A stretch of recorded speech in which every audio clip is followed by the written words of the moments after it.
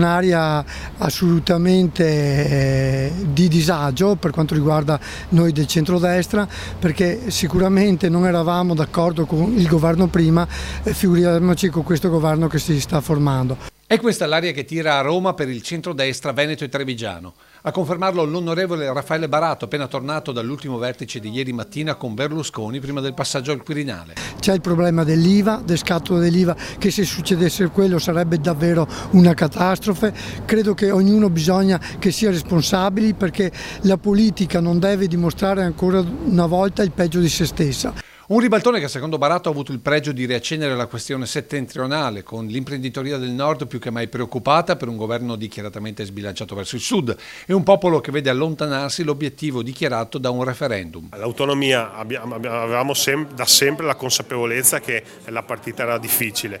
Oggi il baricentro di questo governo si sposta al sud e quindi sarà ancora più difficile, ma non ci arrendiamo e continuiamo. È proprio su questo campo che dal Partito Democratico arrivano le rassicurazioni. Prioritario deve essere completare quel processo di riconoscimento di forme di autonomia sostenibile ai nostri territori. Sindaco di Treviso che invece sul piano dei rapporti tra istituzioni è convinto che di fatto nulla cambierà con il ribaltone. Il dialogo continuerà, nel senso che con noi quando avremo delle richieste da fare ci rivolgeremo con forza, con determinazione e con le idee chiare al governo, indipendentemente da chi sia il rappresentante. PD che sulla scorta dell'esperienza con i 5 Stelle mettono un'ipoteca anche sulle regionali. C'è da lavorare subito su un'agenda che metta al centro la sicurezza e la dignità della persona, l'attenzione all'ambiente, l'attenzione ai bisogni reali delle famiglie e dei lavoratori.